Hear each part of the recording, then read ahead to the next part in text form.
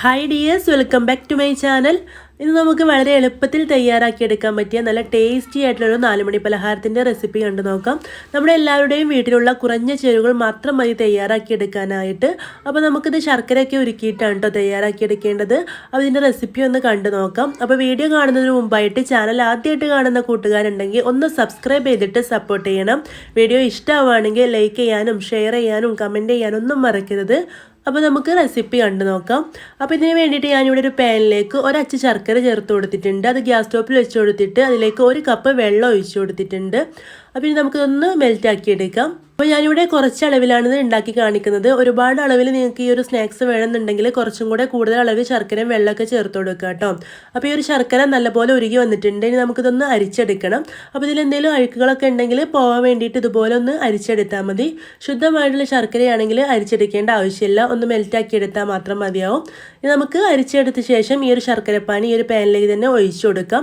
ഇനി നമുക്കിതൊന്ന് ലോ ഫ്ലെയിമിലാക്കി വെച്ചിട്ട് ഇതിലേക്ക് റവ ചേർത്ത് കൊടുക്കണം. അപ്പോൾ ഞാൻ ഇതിലേക്ക് ഒരു 1/4 കപ്പ് റവയാണ് ചേർത്ത് കൊടുക്കുന്നത്. അത് കുറച്ചായിട്ടാണ് ചേർത്ത് കൊടുക്കേണ്ടത്. അപ്പോൾ ഞാനൊരു 3 തവണയായിട്ട് ചേർത്ത് കൊടുത്തിട്ട് നല്ലപോലെ ഒന്ന് മിക്സ് ചെയ്തെടുത്തിട്ടുണ്ട്.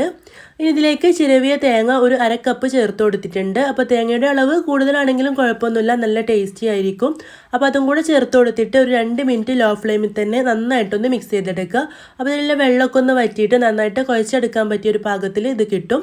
അപ്പോൾ ഇതുപോലെ ഇതിവിടെ റെഡി ആയിട്ടുണ്ട്. നമുക്കിത് ചൂടാറാനായിട്ടൊന്ന് മാറ്റി വെക്കാം.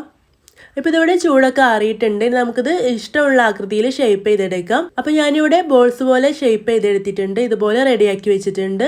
ഇനി നമുക്കിത് ഫ്രൈ ചെയ്തെടുക്കാനുള്ളതാണ്. അപ്പോൾ അതിന് വേണ്ടിയിട്ട് ഗ്യാസ് സ്റ്റോപ്പിൽ ഒരു പാൻ വെച്ച് കൊടുത്ത് അതിലേക്ക് ഓയിൽ ഒഴിച്ചു കൊടുത്തിട്ട് ചൂടായി വന്നിട്ടുണ്ട്. ഇനി ഇതിലേക്ക് ഓരോ ബോൾസ് ആയിട്ട് ചേർത്ത് കൊടുത്തിട്ട് മീഡിയം ടു ഹൈ ഫ്ലെയിമിൽ വെച്ചിട്ട് ഇതൊന്ന് ഫ്രൈ ചെയ്തെടുക്കാം.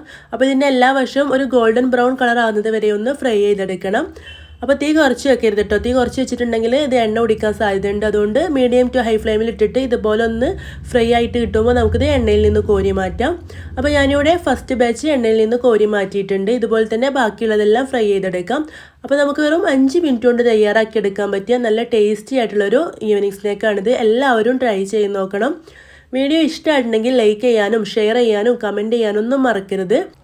ചാനൽ സബ്സ്ക്രൈബ് ചെയ്യാതെ കാണുന്നവരുണ്ടെങ്കിൽ ഒന്ന് സബ്സ്ക്രൈബ് ചെയ്തിട്ട് സപ്പോർട്ട് ചെയ്യണം കേട്ടോ. ഇനിയും ഇതുപോലുള്ള ഈസി ആൻഡ് സിമ്പിൾ റെസിപ്പീസൊക്കെ ആയിട്ട് നമുക്ക് വീണ്ടും കാണാം.